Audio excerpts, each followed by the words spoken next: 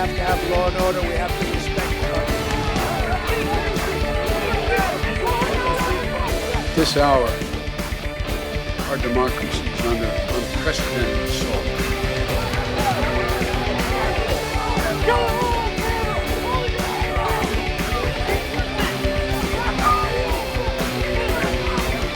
Joe Biden and Kamala Harris will be the president and the vice president according to the ballots that have been given to us.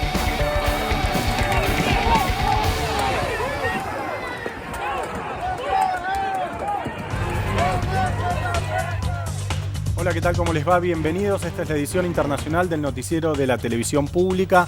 Hasta las 2 de la tarde les vamos a estar contando algunas de las cosas más importantes que pasaron en el mundo en una semana dominada obviamente por una jornada, desde que yo recuerdo por lo menos una de las jornadas más psicodélicamente cinematográficas de la historia de Estados Unidos y del mundo también. ¿Qué tal, Ayelen Rulo? Con elementos de violencia también, de discusión, alto voltaje también de los debates políticos, y 11 días que quedan de aquí a ese traspaso de mando que abre, digamos, un escenario de muchísima incertidumbre. Recién lo debatíamos con José, el tema de si esto efectivamente va a derivar en algo más o hasta acá llegó este asunto. Veremos qué pasa en los próximos días, ¿no? ¿Y quién puede resolverse? ¿Hasta dónde llega este asunto, no? Claro. ¿Quién quedó en el manejo de la situación? Porque después las imágenes del 6 de enero que sorprendieron al mundo, pero que fueron provocadas indudablemente por la acción del propio presidente de los Estados Unidos. El asunto es saber si está en el manejo de esa situación el propio presidente Trump, ¿no? Lo que discutíamos fuera del aire con Ayelen, ¿no? ¿Ya está Trump? O sea, ¿ya fue? ¿Tiene alguna carta más que jugar? ¿O no le queda más remedio que recluirse y esperar tranquilamente sentado en su sillón que llegue el 20 de enero? Y ahí la pregunta también que se abre es cuál va a ser la respuesta por parte del Partido Demócrata. Después lo vamos a profundizar esto, pero sí hay posibilidades de avanzar con una destitución del presidente, si lo pueden hacer a través de un proceso de juicio político. No de los tiempos para eso, tampoco creo que los votos para eso, no. Pero también hay otros recursos que vamos a ir analizando aquí a lo largo del programa sobre la posibilidad de adelantar ese paso al costado que está presionando un sector importante de la política del presidente de Trump. A lo largo de este programa, sí, Rulo. Sí, no, una de las cuestiones que digo también queda como pregunta abierta es si este sector que el propio Trump motorizó con su proclama, hoy se va a retirar como se va a retirar seguramente Trump, y si Trump sigue controlándolo. Me parece que eso es un interrogante que seguramente lo vamos a ir conversando a lo largo de este programa. A lo largo del programa vamos a ir hablando y analizando las diferentes aristas de la crisis política en Estados Unidos. Nos vamos a referir también a este hombre disfrazado de indio Sioux que irrumpió con cuernos y un tapado de bisonte en el mismísimo Congreso de Estados Unidos. Pero vamos a empezar, si les parece, por el final. Hay un viejo proverbio alemán que me anoté: más vale un final con horror que un horror sin final. Dice una vieja frase alemana. La repito: más vale un final con horror que un horror sin final. La llevamos. Está bien, ¿no? Sí, vamos sí. Entonces a empezar mostrándoles cuando Trump reconocía justamente el final. A ver.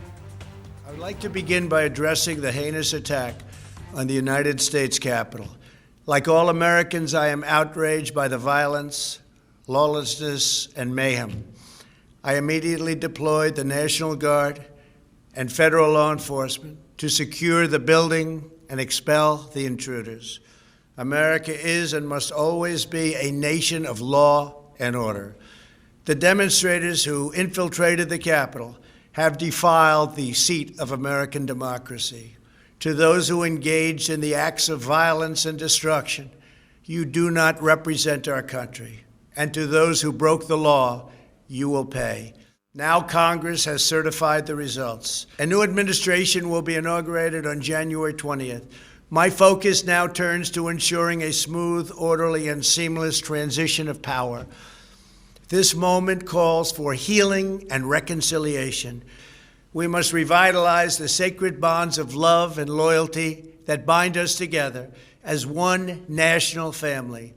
To the citizens of our country, serving as your president has been the honor of my lifetime. And to all of my wonderful supporters, I know you are disappointed, but I also want you to know that our incredible journey is only just beginning. Thank you, God bless you, and God bless America. Después de haber, no digo organizado, pero instigado por lo menos la revuelta o esta especie de mini insurrección en el Congreso de Estados Unidos. En un rato vamos a hablar si fue un autogolpe, un golpe o un no golpe. Vamos a tratar de discutir esto. Antes de todo esto, antes de que Trump reconociera que no le iba a quedar más remedio que entregarle el poder a Biden el 20 de enero, pasaron un montón de cosas, entre ellas cruces entre los diferentes factores de poder en Estados Unidos, la suspensión de la cuenta de Twitter de Trump, vamos a hablar de eso también, un debate muy interesante para desplegar, y la pregunta acerca de qué va a quedar de esto, ¿no? Porque se va Trump, pero el trumpismo, las minorías que fue construyendo Trump, o estas minorías intensas, violentas que fue construyendo Trump, ¿qué va a pasar con eso? Sí, porque el interrogante es ese, se va Trump. Sale Trump de escena. Ahora, ¿el problema sigue siendo Trump? ¿Y con eso sale el problema de escena? ¿O lo que provocó Trump, la caja de Pandora que abrió, ese problema que le quedó instalado al nuevo presidente Joe Biden? Porque evidentemente hay un sector, no solo el que atacó el Capitolio, sino que hay un amplio sector, y cuando digo amplio no digo mayoritario, pero sí una minoría intensa dentro de los republicanos que siguen creyendo que hubo fraude. Que siguen, la mitad de los republicanos, según las encuestas, algunos dan 45%, pero están sí, en torno de la mitad de los republicanos siguen creyendo que hay fraude.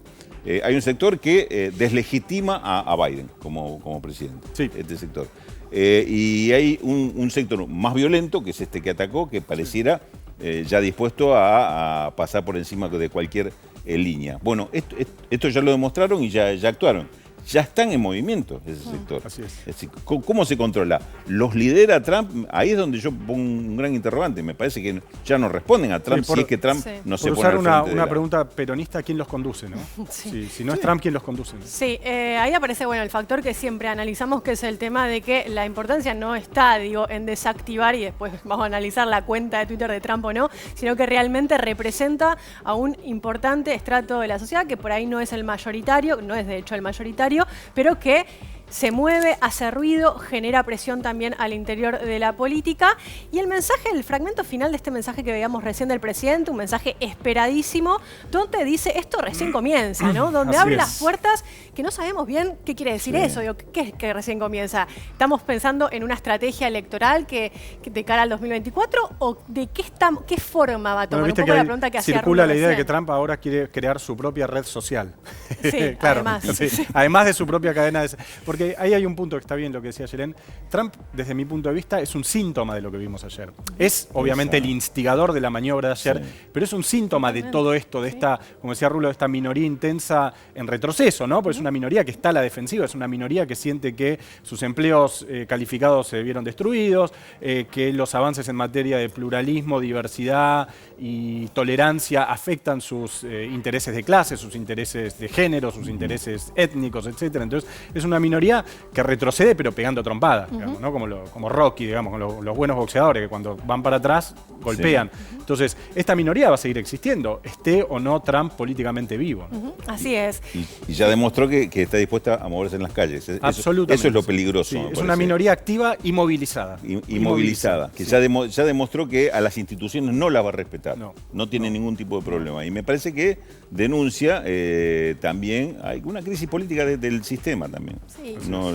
Hay algo que no está conteniendo el sistema, no es el límite para un sector que, digamos, por el peso que tiene es importante. No quizá por el número, pero sí por el peso y lo que significa. Y también el trabajo de desentrañar cuáles son las demandas, ¿no? Cuáles son las demandas esas que están atrás de esa protesta, si efectivamente son demandas de corte electoral, social, económico, político, ¿qué hay atrás de todo eso? ¿O es simplemente irrumpir en la política y llegar de esta manera a socavar, digamos, el orden de la democracia liberal tal cual la conocemos en ese país? Bueno, preguntas que vamos a ir haciéndonos aquí a lo largo del programa. Recién José presentaba a Trump con el final de esta historia, de este reconocimiento del resultado, pero antes de eso hubo un cruce importante entre Biden, el presidente electo, y el actual presidente de los Estados Unidos, donde se tiraron para todos lados. Lo vemos y lo discutimos.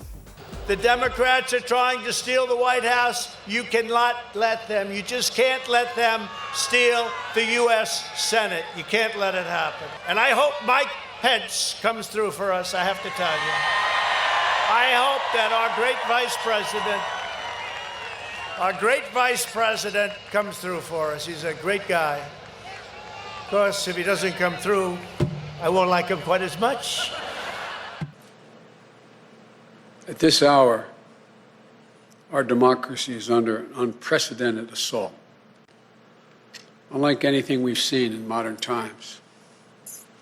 An assault on the citadel of liberty, the Capitol itself. Let me be very clear.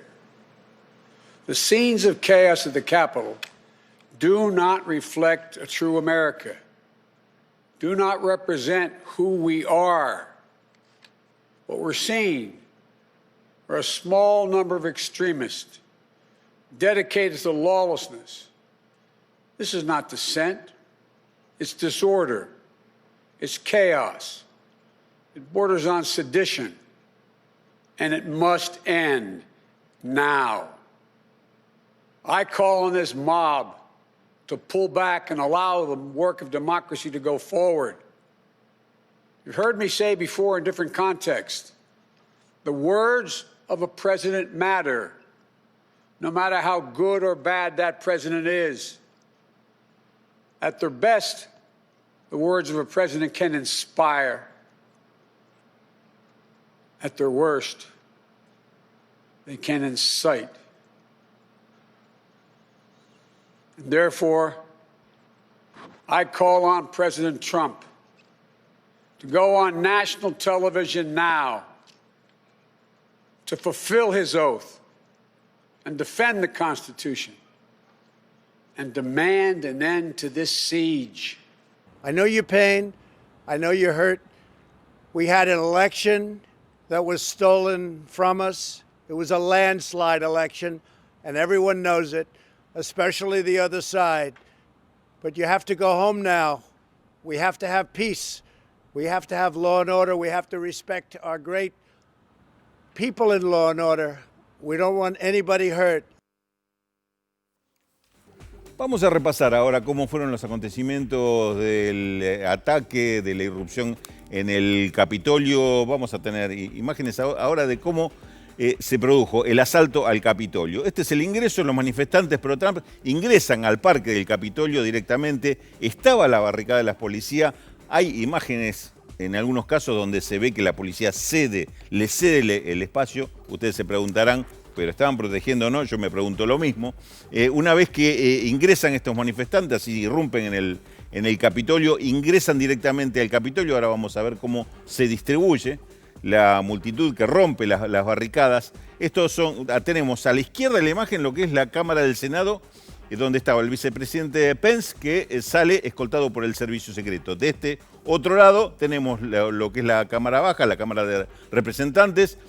Ahí es donde se producen los primeros enfrentamientos armados entre manifestantes y la policía. Es donde está la imagen del personaje de los cuernos. ¿Cómo es? Angeli. Jake Angeli sentándose en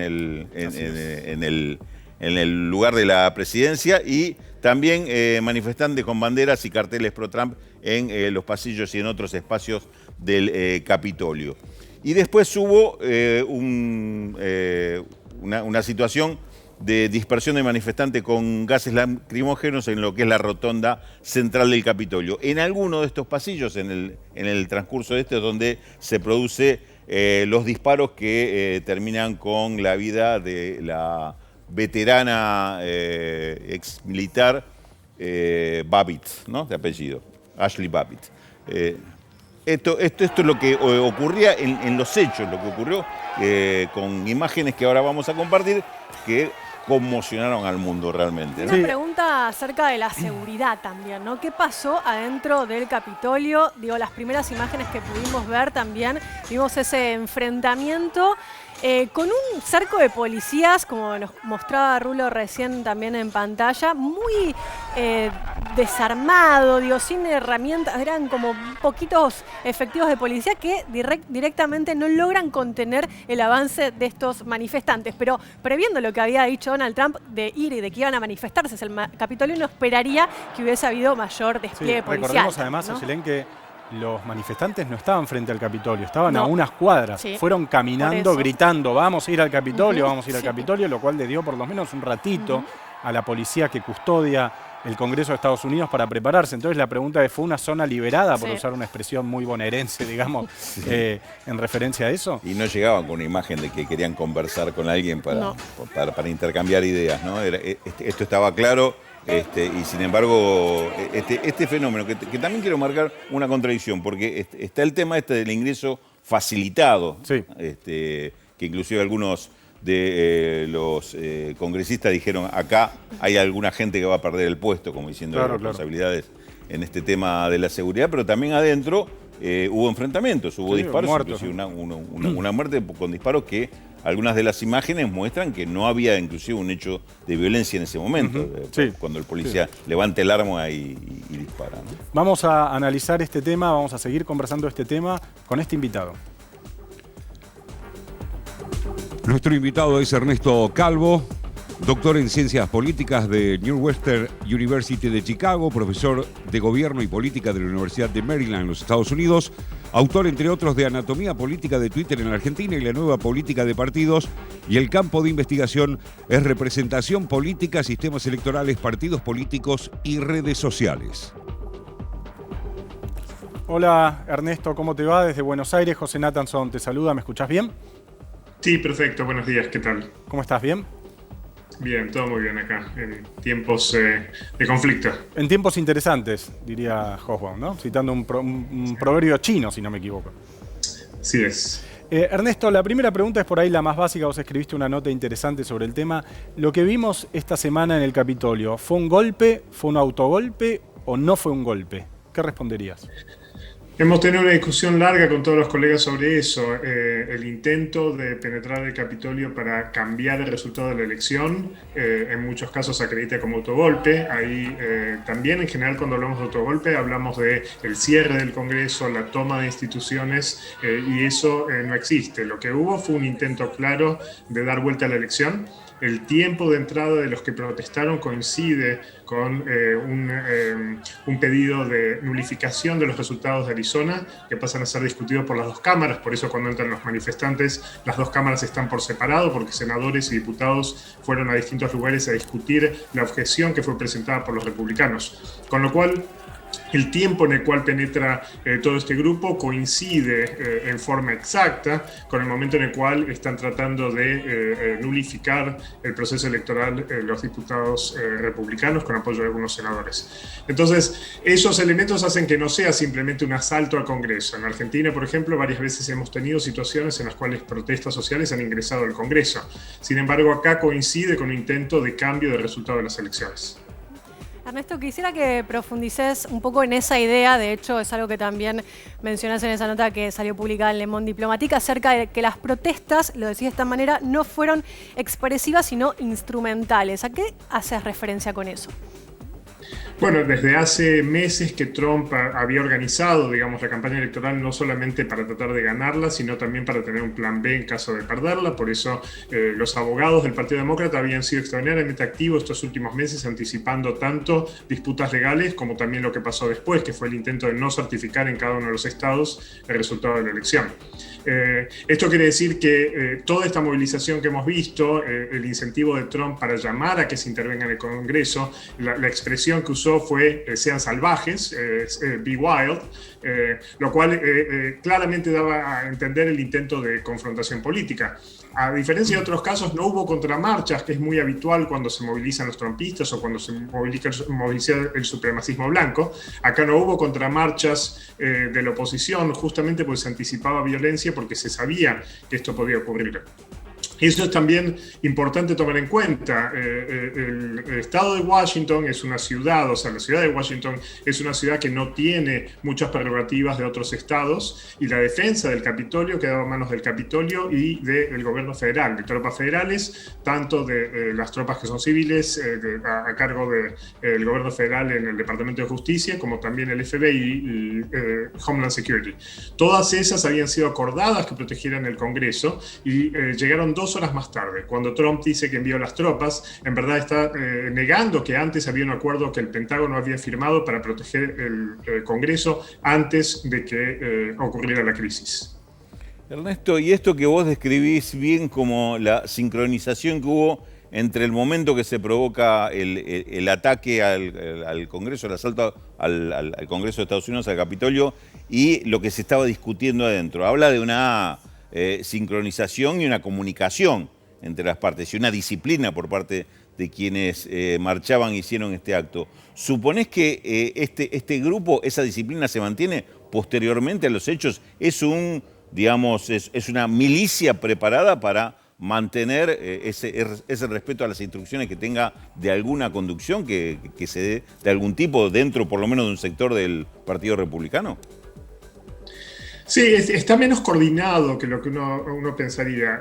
La derecha norteamericana y el supremacismo blanco tienen muchas distintas milicias. De hecho, cuando yo vine a vivir a Estados Unidos hace ya casi 2 décadas, la milicia de Michigan, que también ha sido muy activa en esta situación, estaba realizando este tipo de actividades en Michigan en mediados de los 90, consistentemente, y esos grupos son distintos que, por ejemplo, lo que vemos con QAnon.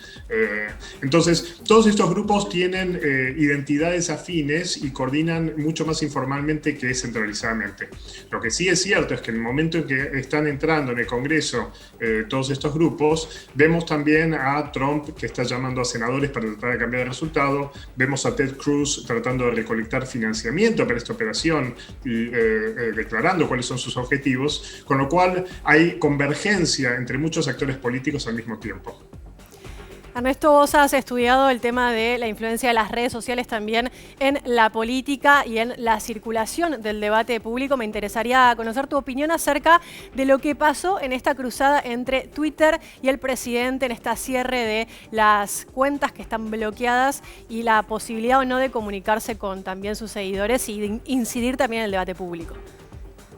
Sí, es notable lo que ha pasado y hay que tomar en cuenta que no solamente es la cancelación de la cuenta de Donald Trump en Twitter y también la suspensión en Facebook, sino ahora también Apple y Google tratando de cerrar las puertas a una red social, Parler, que es propia de la derecha, que ha sido captada como una forma de organización de la derecha.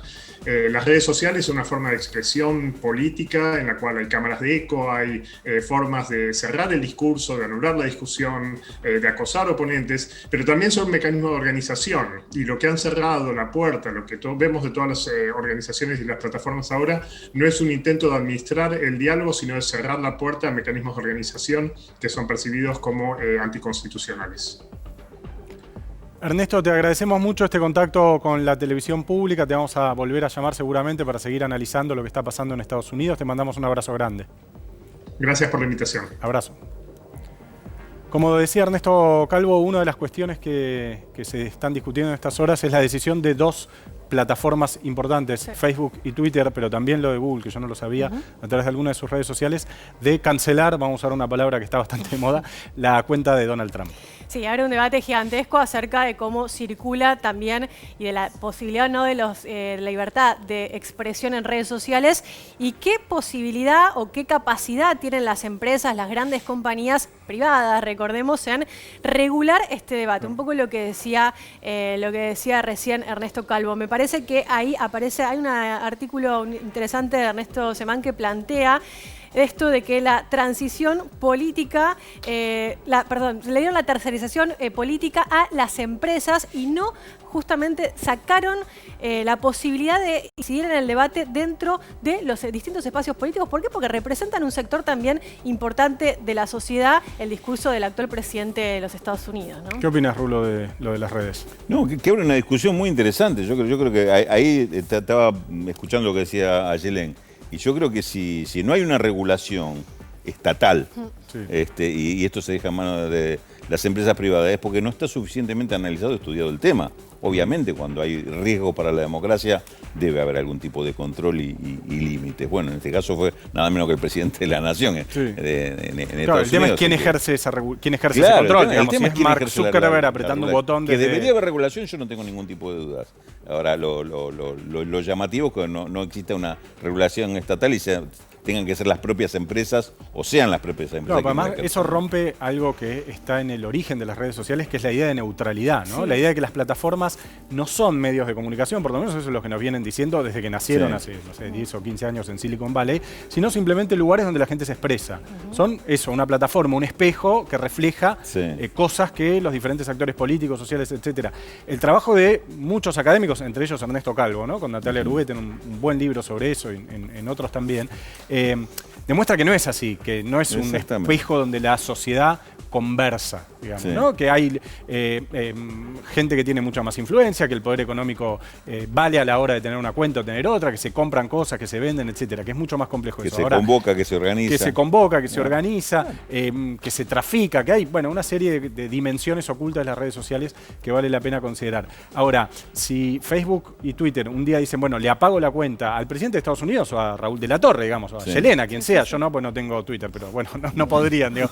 Bueno, ahí el poder de esa empresa es absolutamente fabuloso. Recordemos cuántos seguidores tenía Trump, 50 millones, no sé, ahí está. No, sé, no, y definitivamente sienta un precedente de acá lo que viene, ¿no? Como decís vos, José, digo, ¿qué va a pasar de acá en adelante? Pero este debate, a su vez, es bastante reciente, digo, porque este cruce entre Trump y Twitter comenzó en mayo de este año con el tema de la campaña electoral, y ahí aparece una mención a la que hizo referencia el presidente, que es que iba a aplicar la sección 200, que quería modificar, en verdad, la sección 230 de la Ley de Decencia de las Comunicaciones, que ahí la tenemos, donde dice que ningún proveedor o usuario de un servicio de ordenadores interactivo deberá ser tratado como el publicador o el emisor de ninguna información de otro proveedor de contenido informativo. Básicamente es esto que planteaba recién José, esto de que no tienen responsabilidad por el contenido, sino que simplemente son canales de transmisión de un debate, podemos decir, genuino, auténtico entre los distintos sectores. Ahora, si estamos viendo este tipo de regulación, bueno, ahí entramos en un debate que incluso es el que planteó el mismo presidente hace un par de meses atrás. Además es en algún punto de censura previa, digamos, ¿no? Porque Trump le suspende la cuenta para que no siga hablando, no por cosas que dijo, por cosas que dijo es el argumento, pero lo que impide es que siga hablando. Bueno, vamos a seguir conversando de este tema en los próximos programas, ahora nos vamos a un corte y cuando volvamos de la pausa vamos a hablar seguramente también de Estados Unidos. Primera pausa y cuando regresemos, en instantes, la reacción institucional bipartidaria. Luego del violento asalto al Capitolio que dejó 5 muertos, el Congreso confirmó la victoria de Joe Biden. Te lo contamos luego de la pausa. Ya volvemos.